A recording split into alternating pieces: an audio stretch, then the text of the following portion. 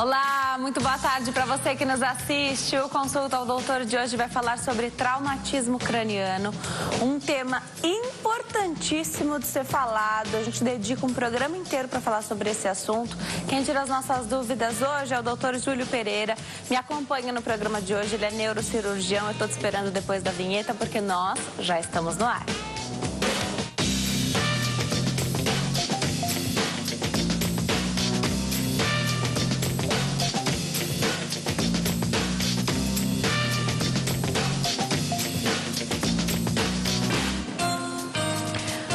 Você que nos assiste de qualquer parte do mundo, o tema de hoje, traumatismo craniano. Eu tenho o prazer de receber o Dr. Júlio Pereira. Doutor, um prazer te receber aqui.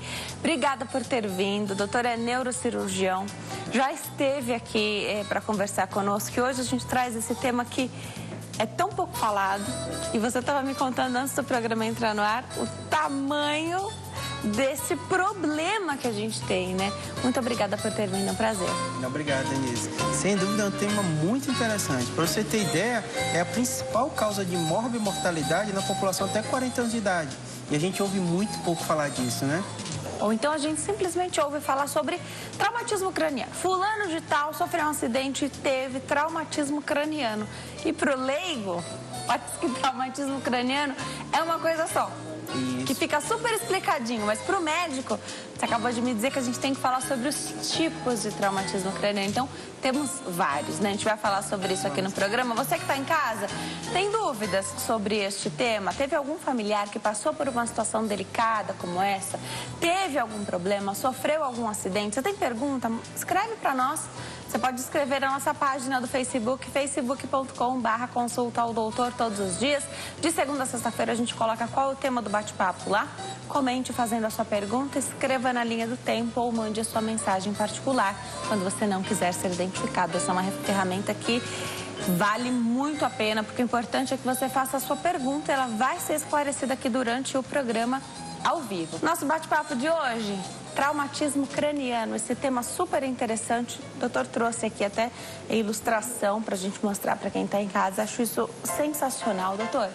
O leigo pensa em traumatismo craniano como uma coisa só, né? Você falou da importância da gente falar sobre isso, porque são vários os tipos e é o que causa muitas mortes numa faixa etária que é até os 40 anos de idade. Até os 40 anos. O trauma é a principal causa de morte. Como é que pode acontecer um traumatismo craniano para começar? Isso. Primeira coisa, o que é que acontece? O nosso crânio, né, ele se comporta como uma caixa fechada. Então, você dentro dessa caixa fechada, você tem o cérebro.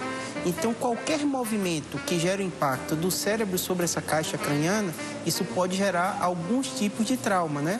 O trauma craniano pode ter como consequência dele os hematomas ou as contusões. Então, daí a importância da gente saber esses subtipos que a gente estava conversando, né? Porque, de um modo geral, qual é o grande problema? O cérebro da gente é delicadíssimo, né? Então, qualquer pancada na cabeça, mais importante ou com um impacto maior, pode gerar esses tipos de anormalidades. Então, qual que seria os tipos de trauma que a gente estava falando, né? O trauma ele é classificado pela gravidade. Então, a gente tem uma escala, que é uma escala médica, né, de coma que a gente utiliza, que vai desde o traumatismo leve, que é alguém que tem uma pancada na cabeça e fica plenamente consciente, sem nenhuma outra anormalidade, até o traumatismo grave, que de um modo geral essa pessoa fica em consciência, né, que a gente usa o termo, né, de estar em coma depois do trauma. Então, uma das escalas que a gente utiliza é isso, é dentro da gravidade. Outra coisa importante da gente saber do trauma é que consequência ele levou intracraniano. Então, a gente sabe, o traumatismo pode gerar uma fratura, que seria uma fratura, seria uma falha no osso, né?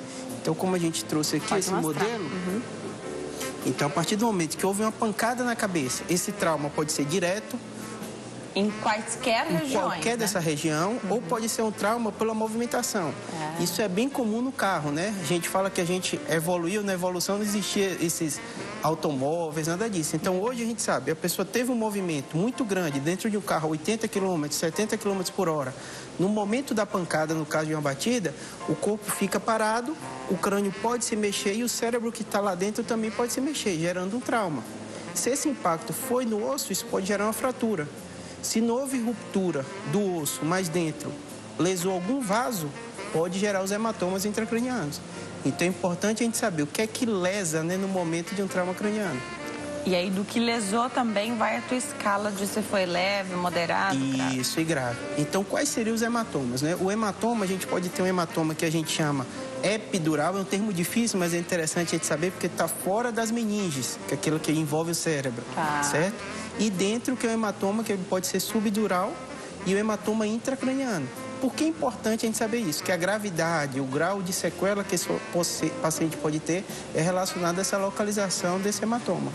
Agora, engraçado porque o nosso cérebro, ele está protegido e ainda que esse osso seja lesado, não é algo que fica exposto. Então, é diferente de você quebrar, lesar gravemente o seu braço ou a sua perna e ter uma fratura exposta. No cérebro, está bem protegido, você lesa as partes mais sensíveis, mas está escondido, né? E aí eu pergunto, as pessoas que dirigem, acidentes acontecem, simplesmente acidentes acontecem. Às vezes não tem culpado e as coisas acontecem, certo? Aí você está no carro, dirigindo, velocidades permitidas, né? Só numa freada muito brusca, isso gera um impacto maior. Então, tá consciente. Então, você vai, você volta, aí você bate a sua cabeça de volta no encosto aqui do banco, né? Só isso já pode lesar desse jeito o cérebro. Então, dependendo de onde foi, se foi numa estrada e em quanto tempo esse carro foi bruscamente parado, isso pode lesar, doutor? Isso. Pode. A gente sabe que a gente tem um mecanismo de segurança que cada vez tem aumentado mais, né? Você tocou num tema interessantíssimo, que é acidentes, né? A gente que é neurocirurgião, de um modo geral, a gente trabalha em pronto-socorro e existem doenças que são traumatizantes. Por quê? A gente sabe que o ciclo da vida acontece, que você vai adoecer, mas como a inversão desse ciclo da vida, você vê alguém jovem doente, é muito traumatizante para a pessoa e para a família. E na maioria das vezes, quem está no pronto-socorro, o que é que ele se depara de frente? Medidas ou problemas que não foram gerados ao acaso. Houve alguém que bebeu, alguém que não usou o cinto de segurança, alguém que atravessou a rua no momento indevido. Então, essa parte do acidente que acontece, a gente sabe, isso vai continuar acontecendo, mas o grande problema é a incidência dos acidentes que estão relacionados com alguma motivação da pessoa. Então, alguém, o jovem, quem está no pronto-socorro, qualquer médico, neurocirurgião, é o dia a dia dele. Alguém que foi numa festa, bebeu, pegou o carro, ou atropelou alguém ou bateu o carro. Então, acho que o grande trauma de quem lida com isso é nesse caso, né? Que são famílias envolvidas por causa da atitude de uma pessoa. Então, esse é o primeiro ponto. Então, o aspecto do trauma tem que ter informação. Então, a pessoa entender que até 40 anos de idade há uma chance razoável de que, se ocorrer algum problema grave com ela, ser relacionado a algum tipo de acidente automobilístico. Então, se ela puder evitar e deve evitar, a lei está aí também para isso, né? Sim, cada vez mais rígida. Mais rígida, isso deve acontecer. Acontecendo um acidente, que acontece, né? A gente sabe que a gente cria, né, carro, a gente tem a margem de segurança, mas acontece, os acidentes podem acontecer. O que é o ideal? A gente trabalha com cérebro, a gente sabe que o tempo é cérebro, tem o termo que a gente usa. Então, ocorrer um acidente, o mais importante é chamar o SAMU. Não adianta a pessoa tentar fazer alguma medida, movimentar, porque muitas vezes aquele crânio ou a coluna houve uma fratura e a movimentação pode levar um dano que a gente chama secundário, relacionado ao atendimento. Então, no Brasil, a gente tem o SAMU, deve ser ligado para o SAMU. Então, essas são algumas informações básicas para a gente falar sobre o tema. Mesmo que a pessoa fale assim, mas olha, eu tô bem, tem que ir para o hospital. Isso, a depender do mecanismo do trauma. A gente sabe, quem tem criança sabe, né? Não é incomum, né? Provavelmente vai chover pergunta disso também, né? Tem uma criança, bateu a cabeça, faz parte do aprendizado motor, a criança tentar caminhar e tropeçar e cair, né? Então, eu sempre explico, é importante a observação. Criança é um pouquinho caso à parte, porque você tem dificuldade de comunicação. Mas a mãe é a pessoa ideal, que conhece seu filho e vê quando fugir um pouquinho o nível dele do dia a dia. Já que você falou da história das crianças, e uma das perguntas que tenho certeza que chegarão aqui é sobre o que se fala sempre de não deixar a criança dormir. Caiu, bateu a cabeça, né? Não deixa dormir. Mito ou verdade para não deixar dormir? Isso. Tem uma parte de verdade, né? O que é que eu conto? Qualquer pessoa que tem um traumatismo, existem alguns fatores que você observa. Então, por que eu digo o mecanismo do trauma? Alguém que teve um acidente automobilístico, sem dúvida, essa pessoa vai para o pronto-socorro. Alguém que estava numa bicicleta, caiu em alta velocidade, ela vai para o pronto-socorro. Uma pessoa que caiu de determinada altura, vai para o pronto-socorro. Mas, às vezes, você está jogando uma bola, chocou a cabeça com alguém ou caiu. Nem sempre essas pessoas vão. Então, é importante uma série de fatores. Eu sempre falo, não há para ter dúvida na área de saúde. Então, quando alguém pergunta, nesse caso, devo levar? Você está com dúvida? Então, deve levar. Para justamente tirar qualquer dúvida, né? Quando se tem um trauma craniano. Então, no caso da criança, qual o grande problema? O ela referir, né? O que é que ele está sentindo. Então, deixar acordado tem muito disso, né? De você estar monitorizando essa criança para ver se não vai ter nenhum outro tipo de anormalidade. Vômito, dor de cabeça. Vômito, dor de cabeça, mudar o ritmo dela do dia a dia. Então, a criança que caiu, óbvio, a criança ela vai chorar, né? Então, dá aquele desespero inicial e depois a mãe vai observar sobre isso. Eu sempre falo da importância de você ter um médico de referência, que é alguém que você conhece, conversa e tem esse feedback de explicar o que está acontecendo para ver. Algumas vezes, quando há dúvida, vai ser necessário o ensino para o socorro. Tá. É importante, então, não ter dúvida e não deixar passar. A gente vê e ouve aí vários acidentes de bicicleta, as coisas que quem sofreu acidente minimiza, né? Às vezes fica até... Ah, não, levanta, vai embora, né? Às vezes vale a pena, tá com dúvida, passa no hospital e tira essa dúvida. Chegando no hospital, tem que falar que caiu, sofreu um acidente, botou a cabeça, ou às vezes não chegou a bater a cabeça, mas deu uma chacoalhada.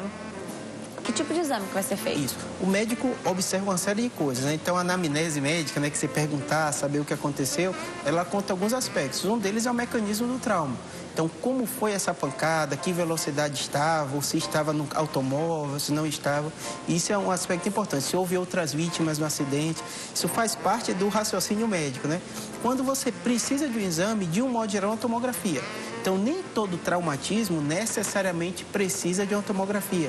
Às vezes a gente que tem parente, né, querem ligar perguntando, não, precisa nesse caso. Eu fiz, não.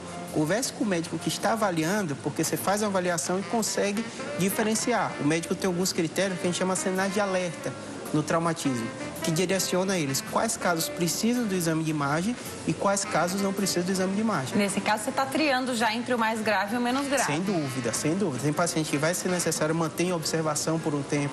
Então, o médico, além com uma série de perguntas, e nisso direciona ele para a decisão. Vai precisar de exame, não vai precisar. Precisa ficar internado ou não. Uma situação que é bem comum de acontecer é, olha, disseram que eu bati a cabeça, mas eu não lembro. Isso já te diz muita coisa, né? Com certeza, né? Dentro daqueles sinais de alerta que a gente fala, perda de consciência, ela entra também. Então, muitas vezes, a pessoa tem um trauma, eu sempre falo, o cérebro é o órgão mais importante.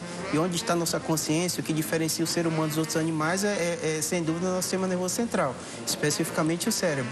Então, qualquer pancada pode dar, eu brinco, né, o curto-circuito, né? Aquela pessoa perdeu a consciência e não lembra. Tem paciente que chega bem, mas não lembra o que aconteceu na hora do trauma. Então, todos esses são fatores que o médico vai observar para ver quando esse paciente vai precisar ou não ser submetido ao exame. Lutas são um caso à parte? É um outro problema que eu recebo com frequência, às vezes pergunta disso, ou pessoas que tiveram aquele nocaute que a gente fala, né? Que tomou uma pancada e perdeu a consciência. Você vê a pessoa desnorteada ali na hora, né? Então, quando tem a câmera lenta, que a gente consegue ver, a pessoa fica nitidamente zonza e aí ela perdeu. Caiu porque foi o famoso nocaute, né? Eu costumo explicar da seguinte forma. Esportes de alto rendimento, de um modo geral, não são sinônimo de saúde. Então, não é infrequente a gente assistir na televisão, tal atleta, determinado, teve uma lesão. Isso é porque eles estão no extremo do corpo dele.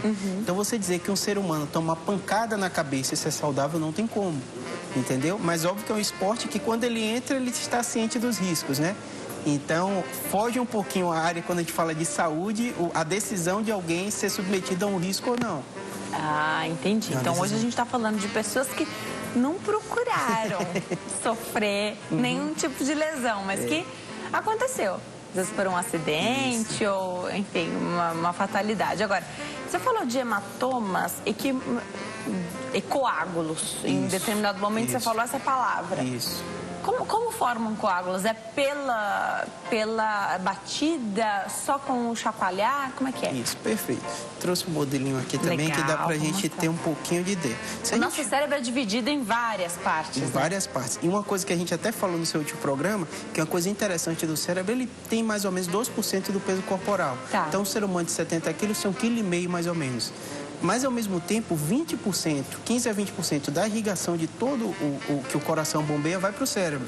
Então, ele é um órgão muito irrigado. Se a gente for olhar um cérebro, esse é um modelo mais ou menos do tamanho real, ele é cheio de vasinhos. Porque cada partezinha aqui tem a sua função. Precisa ser irrigada. E ela é muito ativa, então ela usa muito dos nossos nutrientes, o cérebro.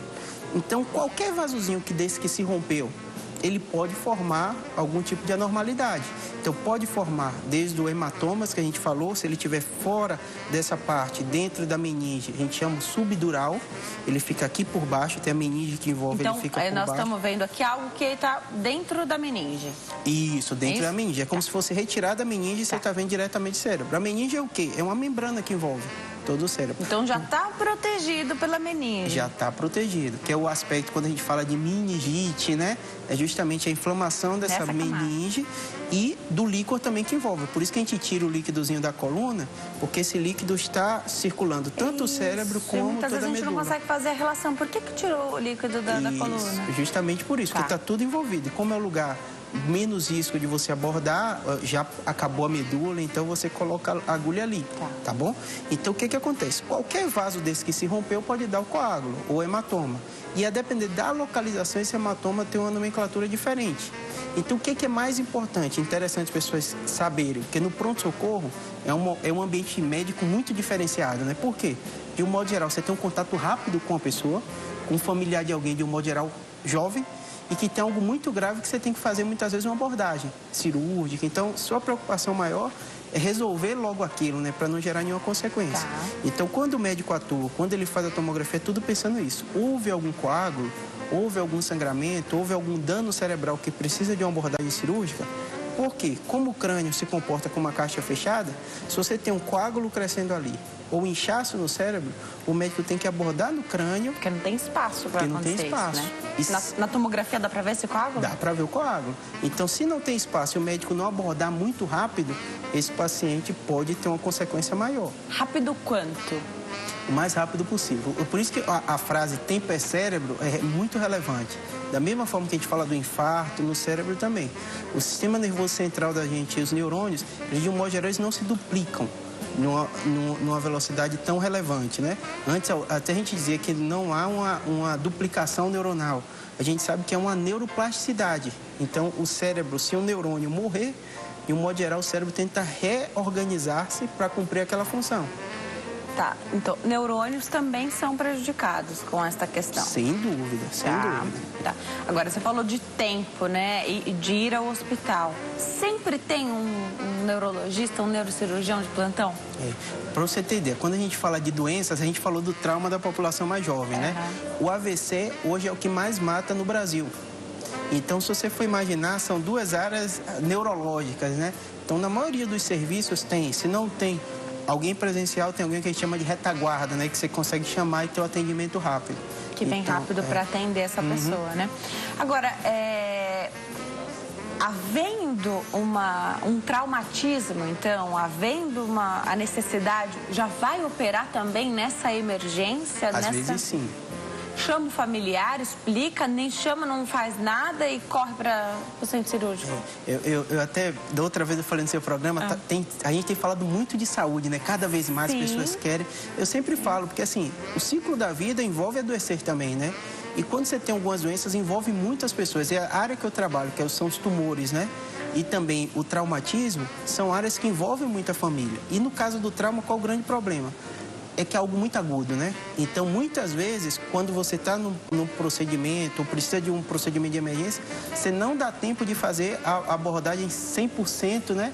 Com a família, conversar com calma o que vai ser feito, porque você quer logo resolver aquele determinado problema. Principalmente quando a gente fala de hematomas, de coágulos e de urgência neurocirúrgica. Então, muitas vezes, Denise, esse ambiente propício de pronto-socorro da família fica muito estressada, né? Porque a gente precisa abordar, a gente tem que ser feitas as medidas rápidas. Isso vamos dizer, uma área à parte da medicina, né? A medicina de urgência, né? Tudo é feito muito rápido, né? Porque você recebeu a notícia que um familiar teu sofreu um acidente e teve um traumatismo craniano, que aí você não sabe de que grau que ele é, qual foi a gravidade da situação. que ele está no hospital e que já vai ser operado, para a família, isso é muito chocante, né? Muitas vezes acontece, né? Porque o paciente tem um acidente... Tem pouco tempo, você falou que tem para cérebro. Então, muitas vezes o paciente tem um acidente, o SAMU levou para uma emergência, o médico fez a tomografia, avaliou e é necessário ser submetido ao procedimento de urgência. Tá. Eu vou me preparar para dar um recadinho. Deixo aqui para você, doutora, uma pergunta da Lourdes, aqui de São Paulo. Aliás, ela faz essa pergunta brilhantemente. Lourdes, obrigada. Ela teve traumatismo craniano, ela não diz quando, mas acredito eu que já faz há muito tempo. E hoje ela diz que já tem uma certa idade, também não falou. Vamos imaginar que tenha mais de 60 anos, tá? Que é jovem, muito ativa, tá preocupada em saber se ter tido um traumatismo craniano aí em alguma época da vida pode prejudicá-la de alguma forma agora. Achei sensacional, porque são estruturas muito frágeis. Então, sofrer um traumatismo craniano significa que sempre você tem que estar de alerta? Como é que é isso? No modo geral, o trauma, quando dá algum problema, é no momento. Então, esses pacientes, existem algumas especificidades. Às vezes, o paciente idoso, ele tem uma queda e ele pode ter um hematoma subdural crônico, que é após alguns dias. Mas é muito raro você imaginar uma consequência desse TCE, que é o traumatismo crânioencefálico, tantos anos depois. Perfeito. Vamos me preparar para dar um recadinho aqui para quem está em casa. Também a gente fala sobre saúde. E aí, no decorrer do programa, eu vou esclarecendo a sua dúvida. Você que está em casa, eu repasso para o doutor, viu? E é com o maior prazer e alegria que eu faço isso aqui todos os dias. Então, você que está em casa, corre lá na nossa página do Facebook, facebook.com/consulta ao doutor. Escreva a sua pergunta aqui para nós. Isso é importantíssimo para o bom andamento do programa, porque você que já sofreu alguma vez, de alguma forma, aí, com traumatismo craniano, você ou sua família, você vai conseguir fazer perguntas aqui, esclarecer a dúvida de outras pessoas que, de repente, hoje estão impossibilitadas. Você também pode ligar para cá. 0 operadora 11 3337 5886. 3337 5886. Você também liga para cá. Nós estamos de volta ao Consulta ao Doutor de hoje, fala sobre traumatismo craniano. Quem tira as nossas dúvidas é o neurocirurgião, doutor Júlio Pereira. Doutor que vem fazendo o maior sucesso, sempre esclarecendo as dúvidas aqui para nós. Doutor, sempre bom ter você aqui, para a gente conseguir entender, saber da importância do nosso cérebro, né? Que tem tantas funções e que às vezes a gente não cuida tanto como deveria, né?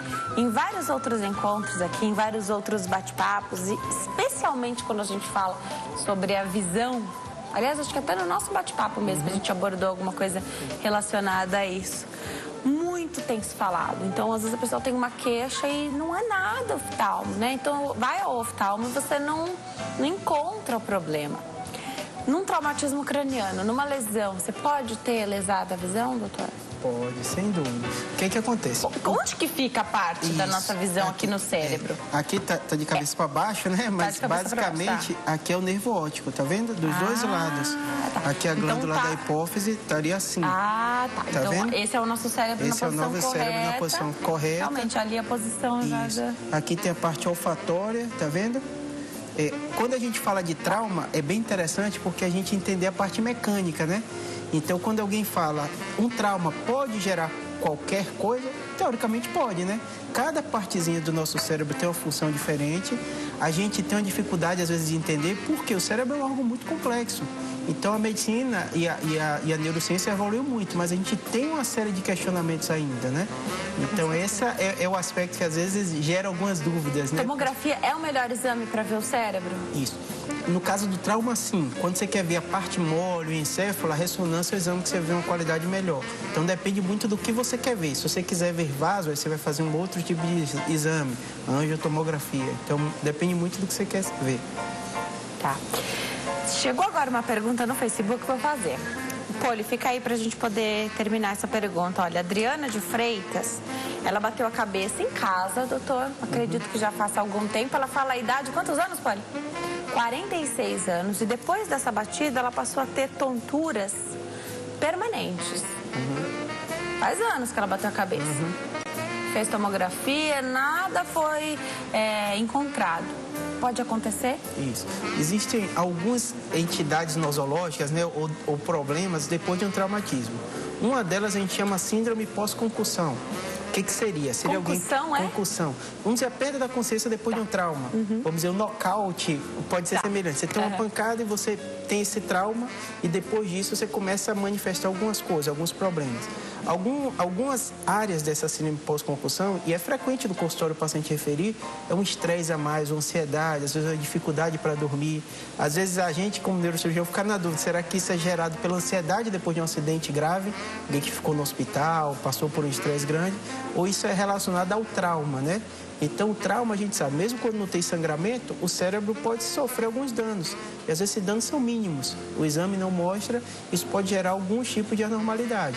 A parte que coordena o nosso equilíbrio, o vestíbulo, né? Um trauma pode levar a alguma alteração dessa natureza? Pode. O mais importante é ela fazer o acompanhamento, né? Tanto com o neuro e muitas vezes com o otoneuro, né? O otorrino que vê essa parte do ouvido.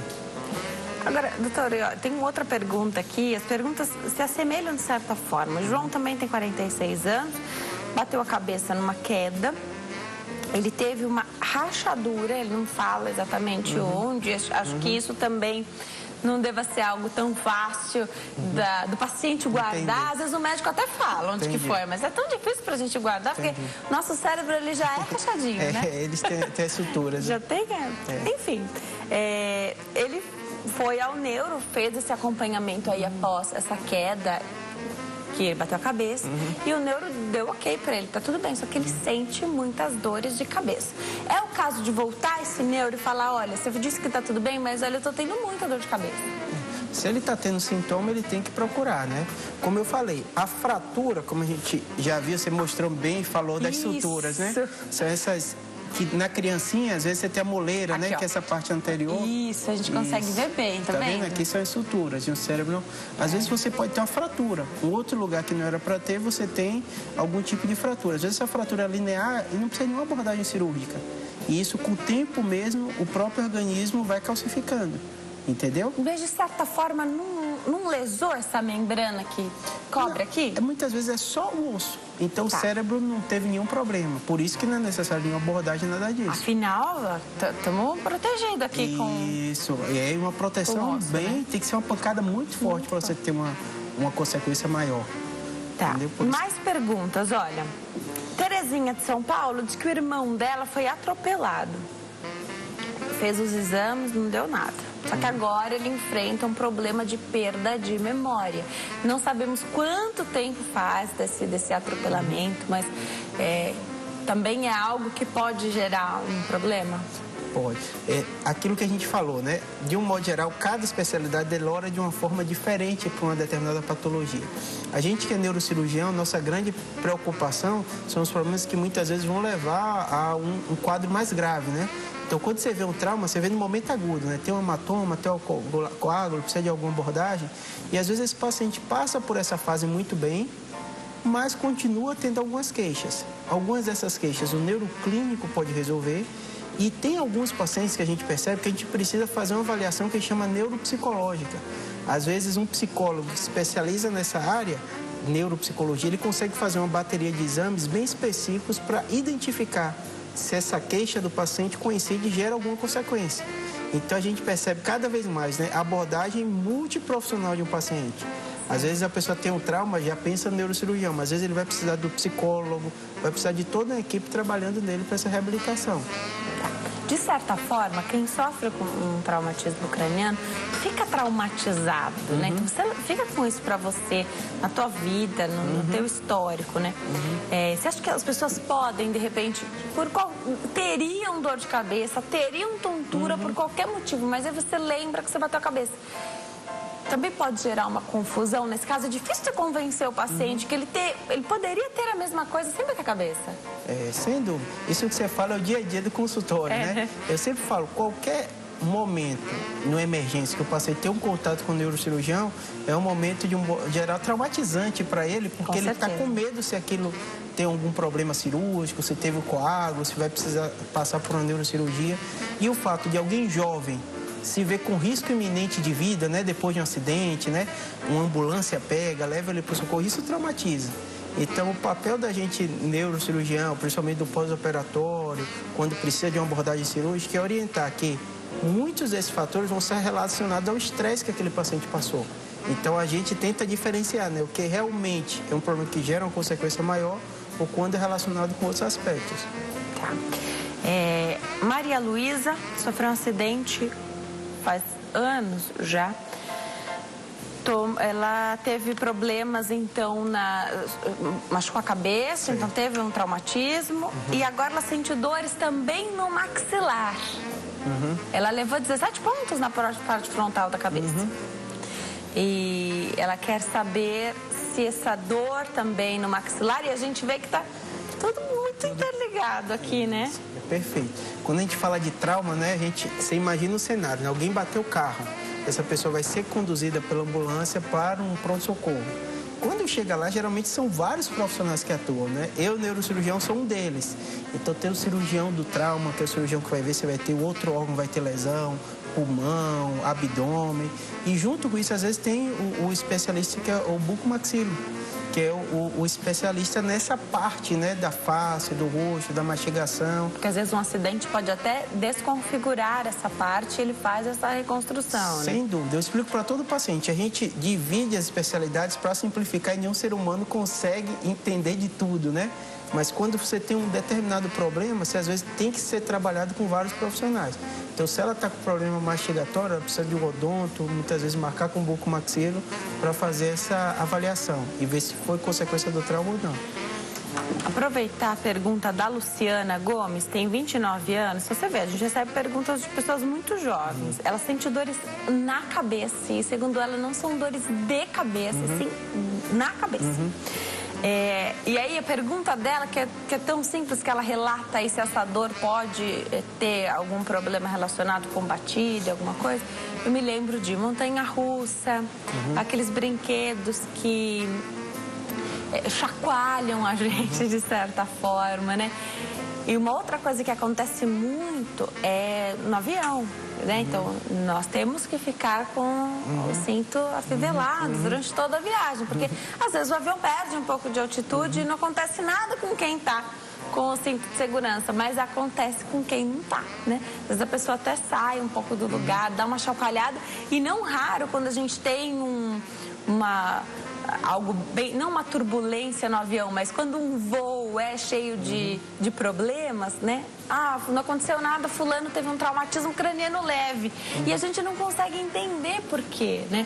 Montanha-russa, mesmo essas chacoalhadas aí dentro do avião, que a gente está já em outra altitude, isso também pode acontecer, pode dar essas dores na cabeça e não de cabeça, como relatou a nossa telespectadora? É muito raro, né? Alguém que está em perfeitas condições, as situações do dia a dia geralmente não geram problema com consequência maior.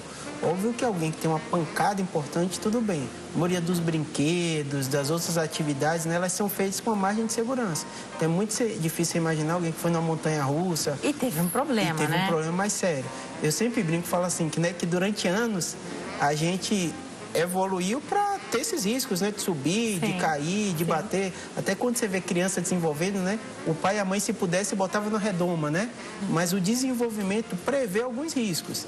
Então, me preocupa muito mais as atitudes relacionadas a automóveis, mecanismos de alto impacto, subir numa altura e cair, do que essas atividades do dia a dia, né? Você pergunta, chacoalha, tem movimentação? Sem dúvida tem, né? Mas isso tem que ter um impacto muito maior para gerar alguma consequência mais relevante. Perfeito. Agora, todo mundo tem medo quando fala em fazer uma cirurgia na cabeça. Então, pode ser por qualquer motivo, doutor. Ninguém quer, não. Com certeza. Agora, uma coisa que você trouxe pra gente aqui, um instrumento que eu queria que você mostrasse. Isso. Então, as pessoas têm... quando existe um coágulo, tem que drenar. Como é que faz, doutor? Isso. Essa é uma pergunta, assim, no pronto-socorro, quando você está falando de uma cirurgia de emergência, muitas vezes você não consegue ter essa conversa. Você quer resolver o problema e depois orientar. Então, vira e mexe, o paciente pergunta, né? Como é feito, né? Se a gente for imaginar, a gente toca, a gente sabe que é o osso, né? Ele é rígido, né? Então, o médico tem que usar de alguns artifícios. Um desses é um drill que a gente usa, o broca, que ele é feito justamente para isso, para poder perfurar. Porque o osso é duro, né? Então você tem que perfurar ele para ele vai fazer o procedimento. Como se fosse uma furadeira? É um craniótomo, que a gente chama, algo específico para neuro, entendeu? Então você tem que fazer essa perfuração para muitas vezes você drenar o coágulo. Eu gosto de explicar isso, né, para todo paciente, acho que esse é o problema também, o aspecto de informar, né? Quando a gente fala de doenças, o que o ser humano faz é tentar tratar problemas muitas vezes muito graves, né? Então, toda a nossa atitude, toda a evolução da ciência é, às vezes, lutar contra os problemas graves, né?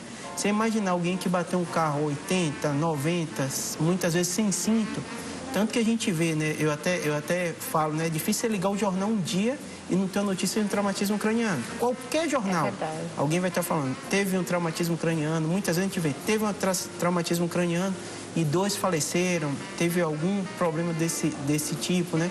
Então a gente sabe que os acidentes automobilísticos, de um modo geral, geram traumas graves. E o médico, para tentar reverter essa situação, ele tem que usar de alguns artifícios tecnológicos. Um deles é isso, para você vencer a barreira do crânio, para drenar algum coágulo que está lá dentro, você tem que usar disso, né? E é uma incisão pequena aí, se for comparar o que pode ser feito, né? Isso, Mas é o que sempre explico, né? Qualquer procedimento cirúrgico tem seus riscos. Você está falando de uma neurocirurgia, cada vez mais a gente vai minimizando, né? Mas no trauma, de um modo geral, depender do tipo do trauma, é que vai gerar a gravidade ou não da doença. Agora, e onde é que está este coágulo? Também gera uma dificuldade ou facilita as coisas para você nessa cirurgia? Perfeito. Quando a gente fala de neurocirurgia, óbvio que para o leigo, né, parece uma coisa só.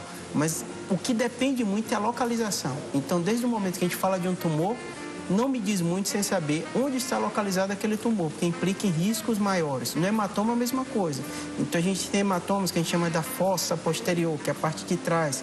É uma região um pouquinho mais difícil de acesso. É super sensível aqui, né? Então, às vezes, tem musculatura que protege, mas é um lugar que pode dar um coágulo. Você tem, muitas vezes, coágulos superficiais, que às vezes o procedimento é um procedimento mais simples. Às vezes, você tem os hematomas subdurais crônicos, que são comuns no idoso, que é um hematoma que ele vai colecionando aos poucos. Então, o paciente vai tendo sintoma lentamente. Quais são esses sintomas, já que é tão lento, né? Esse é o grande... Hoje em dia, com o envelhecimento da população, esse tem sido um problema cada vez mais comum no pronto-socorro. E é silencioso? Sim, você tem uns sintomas, mas eles podem se confundir com a questão da idade? Perfeito. Quando a gente fala em acidente, a gente já pensa, caiu, teve um problema, resolveu. Hospital e resolveu. Resolveu. Isso. O idoso é um pouquinho diferente, porque o cérebro do idoso, ele começa a atrofiar. Então, ele fica um espaço entre o crânio e o cérebro. E com isso, muitas vezes tem vasinhos pequenos, que numa pancada esse vasinho rompeu e vai dando pequeno sangramento. O hematoma, ele tem o nome de subdural crônico, porque cronicamente, geralmente 7, 14 dias, aquilo foi se acumulando e posteriormente foi dando sintomas mínimos. Muitas vezes alteração de marcha, às vezes incontinência urinária, às vezes o paciente vai perdendo força de um lado do corpo. Então, assim, quando você está falando de uma população idosa, é que gera grande dúvida, né? O procedimento tem risco, mas muitas vezes você tem que abordar, porque senão vai se comportar aumentando a pressão intracraniana. Agora, o idoso, ele sofre quedas mesmo, e às vezes é uma queda boba. Você se preocupa com o fêmur, os braços, né? Mas essas pequenas quedas, isso pode fazer com que o cérebro sofra? A pergunta, então, o cérebro do idoso, ele é mais frágil? Sem dúvida. Por ele ter essa atrofia, ele tem uma predisposição maior a alguma pancada gerar algum sangramento desse tipo. Uma pancada boba. Às vezes um neto jogou uma bola e pegou na cabeça do avô ou da avó. Para você ter uma ideia, às vezes a gente, no pronto-socorro, conversando com a família, você não consegue identificar qual foi o momento do trauma. Quando a gente faz a tomografia, identifica que tem um coágulo, informa que aquilo é um hematoma subdural, algum momento ele caiu, muitas vezes nem referiu a alguém ou não deu uma devida importância e se formou. Então, é o que eu falo, né? O ciclo da vida faz isso com a gente, né? Com o tempo, a gente vai surgindo mais problemas, o envelhecimento da população está surgindo novos problemas. E é bem curioso que eu li essa semana um artigo numa revista norte-americana de neurocirurgia, interessante, mostrando isso. Lá eles controlam bem o número de procedimentos e eles mostrando como aumentou aumentou a incidência do hematoma subdural. A população está envelhecendo mais, estamos conseguindo controlar mais o coração, os tumores, a gente está tendo quimioterapia, uma série de tecnologias, então a população está envelhecendo e doenças que eram incomuns estão acontecendo com uma frequência cada vez maior. É, porque a pessoa faz um check-up do coração, faz o check-up de tudo, mas do cérebro, ninguém marca para fazer um exame. Os médicos ainda não pedem isso, a menos que você vá no neurocirurgião, no neurologista, eles não têm pedido. Mas essa sua pergunta é interessante, porque não existe. Para você ter ideia, tem uma sociedade, existem alguns guidelines, né? Que a Sociedade de Medicina da Família norte-americana, brasileira também tem algumas, que você identifica problemas que são necessários serem triados. No caso da neuro, você tem pouquíssimas doenças que você precisa fazer exames periódicos. Perfeito. Então, raramente alguém vai pedir uma ressonância para alguém sem sintoma. Perfeito. Dário de São Paulo está na linha para falar conosco. Oi, Dário, tudo bem? Boa tarde. Tudo, boa tarde. Seja Então, bem-vindo. Pode perguntar. Aqui é o Dário, aqui de Carapicuíba. Então, eu tive, há uns anos atrás, eu tive um acidente de moto, eu tive traumatismo craniano, né? E eu perdi totalmente o olfato, né? Às vezes eu tenho esquecimento, eu gostaria de saber como que eu faço, se tem alguma operação para que eu possa sentir novamente o olfato. Perfeito, Dário. Obrigada pela sua pergunta, doutor. Eu vou deixar você respondendo a pergunta do Dário e vou me posicionar para dar um recadinho. Achei excelente porque a gente falou de acidente de carro, mas moto é pior do que carro, né, doutor? Acontece com uma frequência muito grande. Porque não tem nada para te proteger ali, é só você. Sem dúvida. E a pergunta do Dário, ela é bem interessante por alguns aspectos anatômicos. Legal. A gente sabe o seguinte, Dário, o osso da gente, dentro do crânio, a gente tem algumas ranhuras. O que são isso? São pequenas... Vou abrir aqui só para você ver qual câmera eu consigo colocar, tá vendo? Então, a base do crânio da gente é cheio de ranhuras. Uma delas, a gente chama da lâmina crivosa. O que acontece lá? Aí que passa... Tá vendo? Aqui na base. Aqui que passa justamente esse nervinho que a gente mostrou aqui antes. O nervo olfatório. Tá vendo? Então, esse nervo, muitas vezes, se ele foi lesado, a pessoa pode ter essa queixa de perda do olfato. Então, de um modo geral, a gente sabe que gera incômodo, mas acontecendo isso há muito tempo, né? O nervo, estando lesado, muitas vezes isso não é reversível. A pessoa tem que se acostumar a ter essa perda do olfato e, de um modo geral, isso não gera uma consequência maior. Tá. Já eu volto para saber se quando isso então é descoberto muito rápido, se dá para fazer algo para reverter. Em quais casos dá para fazer algo para reverter? Porque como tem riscos à cirurgia, de repente você coloca na balança e não vale a pena o risco para recuperar determinado tipo de coisa. Já o doutor explica para nós. Nós estamos de volta ao consultar o doutor de hoje, tira as dúvidas sobre traumatismo craniano. Quem explica tudo para nós é o doutor Júlio Pereira. Ele é neurocirurgião, conversa conosco sobre esse tema. Doutor, nosso telespectador ligou para cá, o Dário, e falou sobre a perda de olfato que ele teve, né? E aí ele queria saber se dava para reverter a situação. Você disse que não dá para reverter.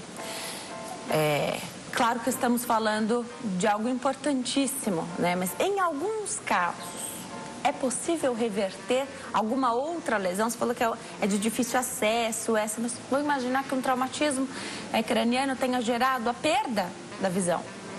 Dá para tentar melhorar essa situação? Isso. É porque, assim, quando a gente fala em saúde, é muito complexo, né? Porque depende de que tipo de trauma foi, o que gerou a compressão. Tá. Então, assim, tem alguns fatores. Por exemplo, te dar exemplos práticos, assim. Se alguém teve uma fratura e uma parte óssea está comprimindo o nervo óptico e forma aguda, a pessoa tem uma perda visual, o neurocirurgião, às vezes, muitas vezes, junto com um oftalmo, ele pode abordar para tentar descomprimir. Então, depende muito. Às vezes, na parte neurológica, o que gera alguma dúvida é a pessoa tem um determinado problema e algum tempo depois ela continua com aquela queixa. E muitas vezes isso não é possível ser revertido. Tá. Tem uma pergunta aqui muito bacana. A gente falou de bebês em um determinado momento. Aí o Désia pergunta, doutor, se o fato... Todo mundo pega uma criança, a gente sai balançando a criança. Principalmente quando ela está chorando. O fato de balançar, então, essa criança não é chacoalhar a criança, mas esse balanço repetido, porque às vezes a criança chora, a criança passa às vezes 4, 5 meses da vida com cólica. Pode gerar algum problema? Existe um determinado problema, que até tem um termo americano, que é o shaking baby, que tem que se ter cuidado na hora de chacoalhar. Da mesma forma que a gente falou de pancada, se a gente está falando de um serzinho bem pequenininho, né, a gente tem que ter cuidado na manipulação. Então, de um modo geral, aquele balançar do dia a dia de uma mãe, isso não vai gerar nenhum problema. Quando a gente fala disso, geralmente são atitudes intencionais, né? Um sacudir muito forte. O chacoalhar do dia a dia, de um modo geral, não vai gerar nenhuma consequência. Tá. Agora, sendo ainda um bebê, onde você mostra aqui esse cérebro aqui fechadinho, do bebê está no processo de fechar, né? Aconteceu um acidente, alguém deixou a criança escapar e a criança, opa, você parou ali, teve um impacto, foi abrupto. Leva para o médico? Muitas vezes tem. Quem trabalha em pronto-socorro sabe, não é incomum uma criança, ou às vezes uma brincando com a outra de determinada altura, às vezes no colo do pai caiu. Então, assim, muitas vezes... E é complicado, né? Porque é uma coisa totalmente sem querer, uma fatalidade. E aí, muitas vezes, o médico tem que fazer a avaliação e deixar a observação, né? Porque um bebezinho, ele não consegue referir o que está sentindo, né? Então, às vezes, você precisa avaliar e observar por um tempo. Agora, doutor, eu olho para esse cérebro que você trouxe aqui para nós e fico imaginando, tem estruturas que além... Então, você tem a parte aqui tudo coberto, está protegido, porque os nossos olhos protegem o que está por dentro aqui. A estrutura do nariz mesmo. Então, para você machucar uma estrutura mais aqui para baixo do cérebro, parece que é mais complicado, né? E mesmo assim a gente vê. Você falou que lutas são um caso à parte, mas você vê, às vezes, uma coisa que você pegou no queixo, um soco que pega no queixo e... acontece o nocaute, desnorteia aquele lutador. É pelo impacto e não por ter atingido ali determinada estrutura, é isso? Muitas vezes é o impacto, né? Quando a gente fala esporte de alto rendimento, são impactos que nós, seres humanos, mortais, entre aspas, não conseguimos imaginar, né?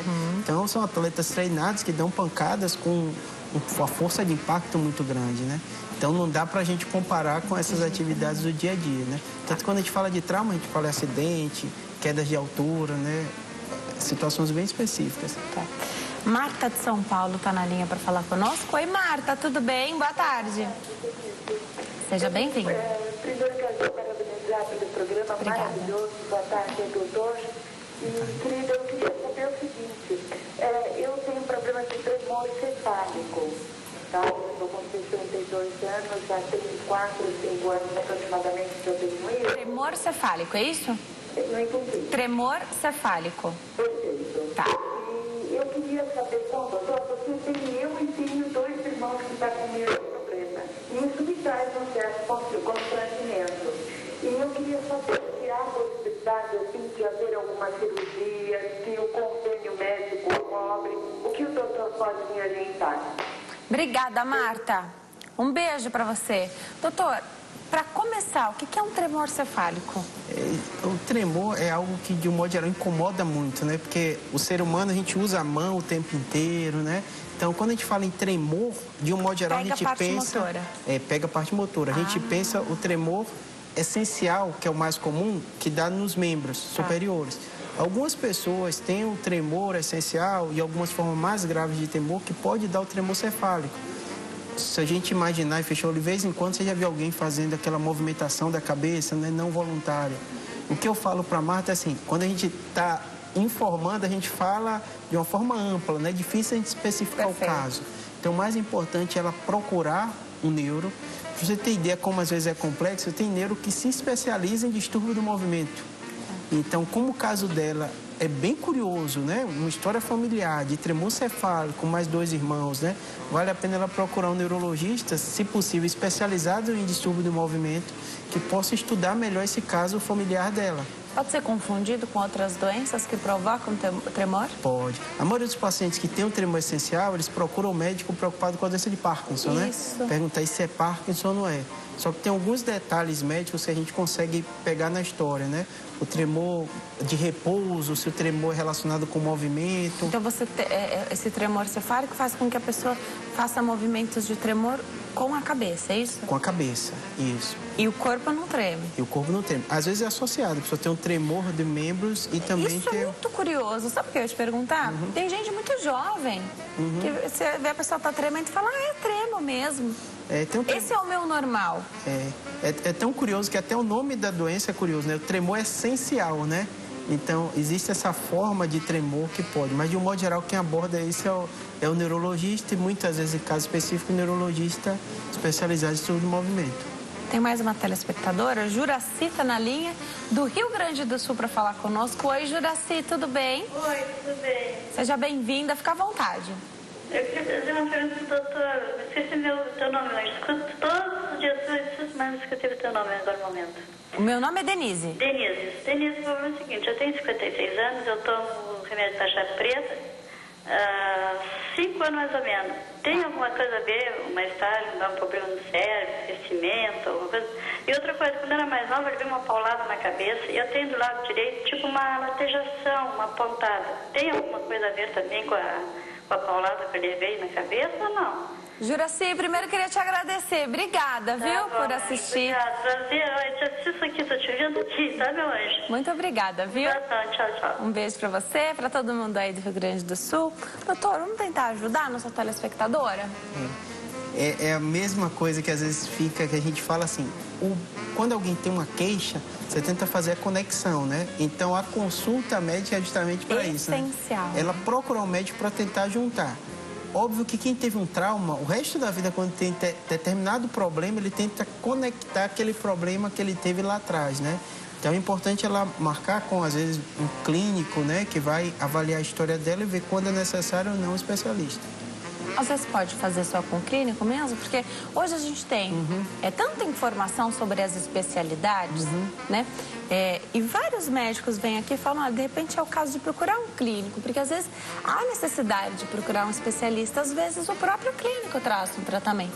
Pode acontecer isso também? Sem dúvida. Hoje a gente está vendo a medicina voltar até o médico generalista, né?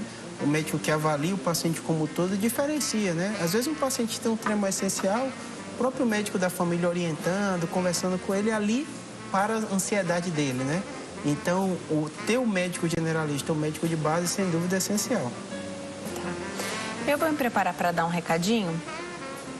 Eu deixo pergunta aqui para você, que é o seguinte. A gente falou do coágulo, né? Você falou do hematoma, até mostrou uma broquinha aí, porque como é que você faz para acessar e drenar esse coágulo. E aí eu me lembrei do aneurisma. Tem alguma coisa a ver? Não tem nada a ver? Explica pra gente enquanto eu me posiciono, doutor. Isso. Então, Denise, o que acontece? Qualquer sangramento, você pode referir isso como hematoma ou um coágulo. Então, se alguém tem um aneurisma, o que seria aneurisma? Um vazio anormal, que muitas vezes tem um formato sacular, e rompeu, ele pode ter um hematoma. E esse hematoma, ou tem uma hemorragia subaracnoide. Então, são doenças e patologias completamente diferentes, né? No caso do trauma, é relacionado à pancada. No caso do aneurisma, o sangramento relacionado com o aneurisma é porque esse vasinho mal formado, ele se rompeu. Perfeito. Vou voltar para o bate-papo. Doutor, como é que funciona uma reabilitação após um traumatismo craniano? Então, a partir de que grau Você falou que tem leve, moderado, grave. Para todos existem trabalhos de reabilitação, porque de repente, doutor, para uma pessoa não atrapalha em nada ali, de repente, uma consequência, mas para outra, a mesma consequência atrapalha tanto, né? Uma pessoa demais ativa e hoje se acontece mais com jovens, são pessoas muito ativas que precisam estar 100%. Como é que funciona a reabilitação, doutor? Excelente pergunta, Denise. Quando a gente fala em qualquer tipo de trauma, né, a gente fala em trabalhar na equipe, né? E a cirurgia, a drenagem de hematoma é o momento inicial. Sem dúvida, um momento de maior estresse para a família, mas é o momento inicial que eu costumo até dizer que é uma maratona, né? Então, a partir do momento que um paciente teve alguma intercorrência e teve um trauma, gerou um sangramento, isso gerou alguma consequência maior, precisou de um procedimento neurocirúrgico, e após o procedimento, o paciente ficou ainda com algum tipo de sequela, ele vai necessitar uma reabilitação. Reabilitação do sistema nervoso central é um processo demorado e prolongado, principalmente a depender do trauma que gerou aquilo. Então, não é comum a gente ver, né, pessoas famosas que aconteceu um acidente e a gente vê meses depois ainda se está reabilitando, né? É difícil a gente falar porque cada caso ele tem manifestação completamente diferente, mas a gente sabe que o processo de neuroplasticidade, que é o cérebro da gente, sistema nervoso, se readaptar, pode acontecer. Então, é muito difícil a gente, muitas vezes, frente a alguém com trauma grave, com a sequela importante, saber o que vai acontecer no processo de reabilitação. No dia a dia, a gente que vive isso da neurocirurgia, vira e mexe, a gente se impressiona, né? Porque a gente vê um determinado problema muito grave e, às vezes, o paciente jovem tem uma reabilitação muito boa e, às vezes, o paciente tem lesões que, às vezes, não são grandes, né? Como o que a gente chama, que é o termo técnico, é lesão axonal, que gera um problema em alguma determinada região e a reabilitação dela é muito lenta, né? Então, cada caso precisa dessa equipe toda trabalhando para reabilitar o paciente. Agora, você falou que o nosso cérebro ele vai se ajeitando ali de certa forma também. Às vezes você consegue uma evolução muito rápida com nenhuma ou muito pouca sequela ou alguma consequência ali que fica, né? Mas o nosso cérebro, ele não pode, por favor, me corrija se eu estou falando um absurdo, mas de repente um sistema que você use menos. Então, ele usa uma parte dele para rearranjar para outra e você acaba. Se você não tem uma equipe multidisciplinar muito bem estabelecida, então, de repente, a parte motora ficou ótima, aí a fala ficou um pouco comprometida, a audição ficou um pouquinho comprometida. Isso pode acontecer também? Sem dúvida. Hoje a gente vai percebendo, a gente que lida com neurocirurgia, com tumor, a gente percebe que o trabalho de uma equipe completa, então hoje em dia, para você ter ideia, a gente dizer nome de outros profissionais que não médico, né? Sim. O paciente que tem um trauma grave, ele precisa de um terapeuta ocupacional, que seria o quê? O profissional que vai ajudar na reabilitação e vai ajudar no dia a dia daquele paciente com algumas dificuldades, como pode melhorar a vida dele, né? Vai precisar do fisioterapeuta, muitas vezes a parte motora, a parte respiratória. Esse paciente muitas vezes vai precisar de um fonoaudiólogo que vai ajudar com a parte da reabilitação. E muitas vezes, quando a gente fala desses profissionais, também fala o local onde esse paciente vai ser reabilitado. Não é à toa que a gente vê grandes centros de reabilitação no Brasil, que eles têm toda uma aparelhagem que permite àquele paciente uma melhora mais rápida. Então, quando a gente fala em tratar um paciente ou com uma determinada sequela ou com algum determinado problema neurológico ou neurocirúrgico, a gente precisa de toda essa equipe trabalhando junto para a reabilitação. E todos conversando entre si, porque... Com certeza. Cada um não pode fazer simplesmente o que achou que devia. Tem que estar tudo em conjunto mesmo, né? Daí a ideia de trabalhar multidisciplinar, multiprofissional, né? É todo mundo conversando a mesma linguagem. Sim. Para o bem do paciente. Você falou que pode demorar, né, doutor? A pessoa pode ficar afastada do trabalho dela, dependendo do que aconteceu, dependendo da função. Dá para voltar mesmo ainda fazendo a reabilitação? Porque voltar ao trabalho, né? Então você, claro que tem o trabalho do psicólogo também, mas isso nos dá uma vida, né? É outra coisa quando você fica em casa porque está de férias. Ou você fica em casa porque tem algum problema, né? Parece que sua vida não volta para a rotina. Por mais que você esteja trabalhando para ficar bem, falta voltar ao trabalho, né? Sem dúvida. Então, o que a gente fala? O médico, quando a gente estuda fatores preditores, né, do prognóstico. Então, a gente sabe, pelo tipo do trauma, pelo tipo do coágulo, que tipo de consequência foi e como esse paciente pode evoluir. O que eu costumo falar com o paciente é o médico estuda estatísticas, né? Mas cada paciente é único, né? Sim. Então, não adianta eu dizer que 90% acontece tal coisa, porque, óbvio, a chance dele de melhorar é melhor, mas cada indivíduo é indivíduo. Então, por isso que o ver o caso individualmente é essencial, para justamente saber aquele paciente, qual a chance de reabilitação dele, qual o risco que está envolvido naquilo, né? Então é importante esse diálogo franco. Agora, ainda sobre reabilitação, e existe o trabalho que é feito em conjunto, e a gente vê o esforço do terapeuta ocupacional, a dedicação do fisioterapeuta, a garra do fonoaudiólogo para devolver aquele paciente, do neuro, né? Enfim, das várias especialidades que estão ali trabalhando. e você tem a porcentagem. Então, de repente, aquele paciente está numa margem ali de que ele pode não se recuperar. Mas vai fazer muita diferença se você disser para ele que ele pode surpreender e fazer parte dos 10%, dos 5%, de 1% que se recupera. Porque ele pode fazer parte desse grupo que é tão pequeno, mas pode ser o teu paciente. Qual deve ser a tua sensibilidade e dessa equipe toda, né? Porque são vários profissionais, para trabalhar com esse paciente, já que cada um é tão único, né? Eu sempre falo, algumas áreas têm as suas especificidades, né? A neurocirurgia lida com doenças graves. Então, o que eu falo para todo paciente, principalmente no momento crítico, né? Ou depois de uma cirurgia, é um dia depois do outro. Não adianta a gente imaginar como eu vou estar ou como o meu parente vai estar daqui a um mês, daqui a 2 meses. A gente tem que viver o dia, reabilitar aquele dia e observar. A neuro tem uma especificidade que o tempo vai dar muita resposta para a gente, né? A gente tem que dar o máximo da gente para atuar naquele paciente, com algumas limitações que a gente tem, a gente sabe disso, mas reabilitar em toda a equipe e dar aquele estímulo, né? Aquela paciente não é só ele, né? Então a família é toda envolvida também. Sim. Às vezes a família que para de trabalhar para se dedicar àquela pessoa, né? E aí você precisa desse estímulo. Uma pessoa que recuperou, doutor. Tá ok, tá o melhor que podia ficar. Volta a ter uma vida normal?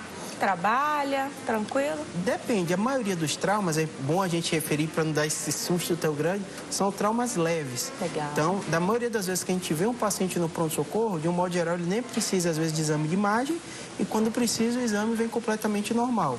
Uma minoria desses pacientes que vão ter o trauma grave, que talvez essa preocupação da reabilitação, tudo isso. É o que eu falo, cada caso é muito diferente. Quando você lida com o indivíduo, você fala em voltar ao trabalho, né? Eu já tive pacientes que são de TI, ficam na internet, trabalham na internet e conseguem voltar, às vezes até dentro de um hospital, ele está resolvendo os problemas.